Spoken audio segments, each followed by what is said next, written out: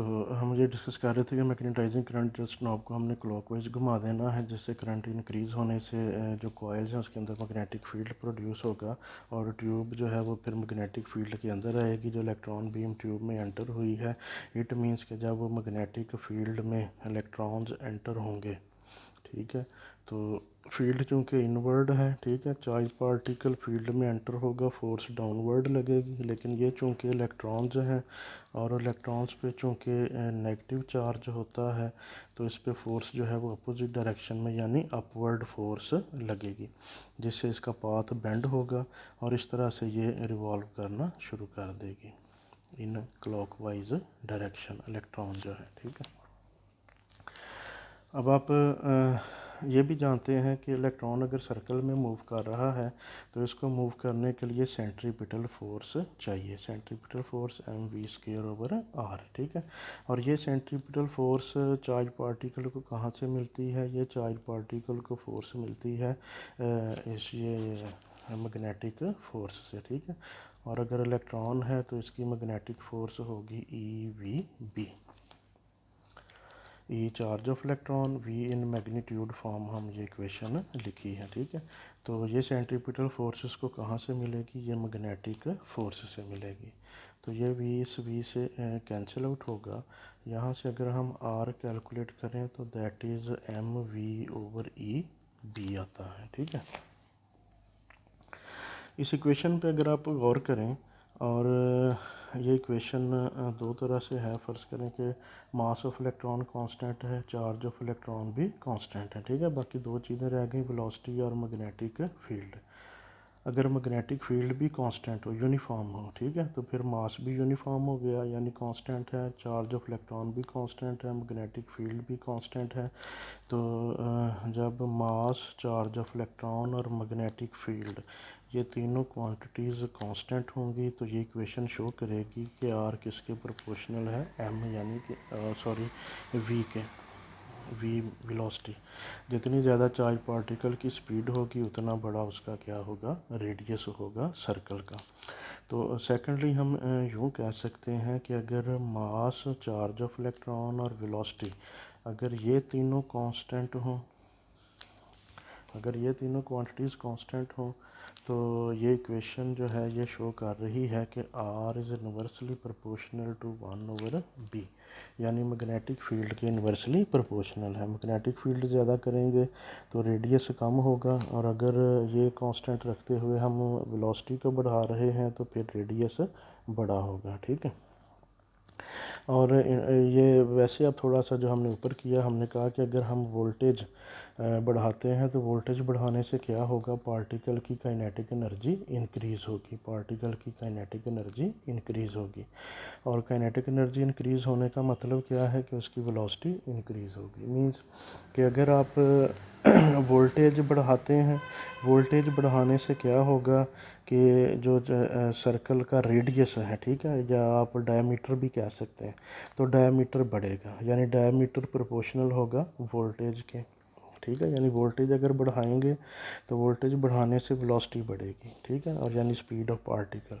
तो speed of particle बढ़ने से डायमीटर बड़ा होगा, तो ये वो सर्कल जो है बड़ा बनेगा। अगर वोल्टेज कम है तो सर्कल छोटा बनेगा। और अगर आप एम, ई और वी को कांस्टेंट रखते हैं तो मैग्नेटिक फील्ड कम ज़्यादा करने से, मैग्नेटिक फील्ड कम ज़्यादा कैसे हम करेंगे?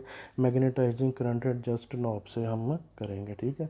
अगर करंट ज़्यादा होगा तो इट मीन्स मैग्नेटिक फील्ड ज़्यादा है, तो करंट बढ़ाने से क्या होगा कि मैग्नेटिक फील्ड बढ़ेगा और इसका जो सर्कल का रेडियस है वो या डायमीटर जो है वो कम हो जाएगा। तो इस तरह से हम इसका डायमीटर या रेडियस वगैरह को हम कंट्रोल कर सकते हैं। तो ये करंट बढ़ाने से या इसके सर्कल की आपको उम्मीद है कि समझ आ गई होगी, ठीक है। बाकी डायमीटर ऑफ इलेक्ट्रॉन बीम हम डिस्कस कर चुके हैं कि ये डायरेक्ट रेशो है to velocity of moving electrons, inverse ratio to magnetic field intensity है, ठीक है। रेडियस है, रेडियस का डबल करेंगे तो क्या आ जाएगा? डायमीटर आ जाएगा, यानी हमने डायमीटर अगर मेजर करना है तो वो रेडियस का क्या होगा? डबल होगा। तो इट मीन्स के डायमीटर जो है वो वेलोसिटी के डायरेक्टली प्रोपोर्शनल होगा। और फील्ड के इन्वर्सली प्रोपोर्शनल होगा, ठीक है।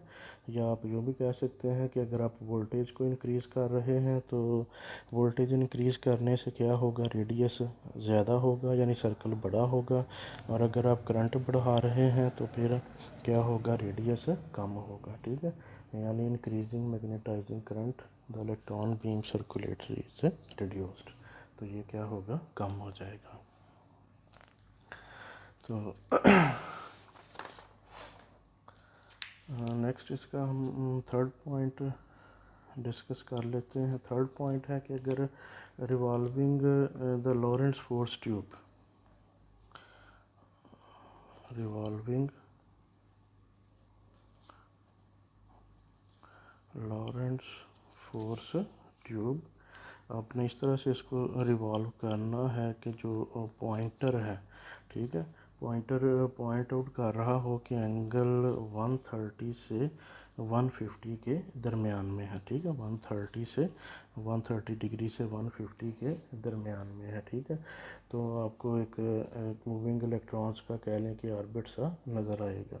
अब फिर मज़ीद अगर आप लॉरेंट्ज ट्यूब को रिवॉल्व करते हैं और पॉइंटर जो है वो एंगल जो रूलर पे है वो 180 डिग्री शो कर रहा है, तो इट मीन्स कि जो डायरेक्शन होगी मूविंग इलेक्ट्रॉन्स की वो फिर जो रेक्टिलिनियर पाथ इलेक्ट्रॉन्स है उसके क्या हो जाएगी, पैरेलल हो जाएगी।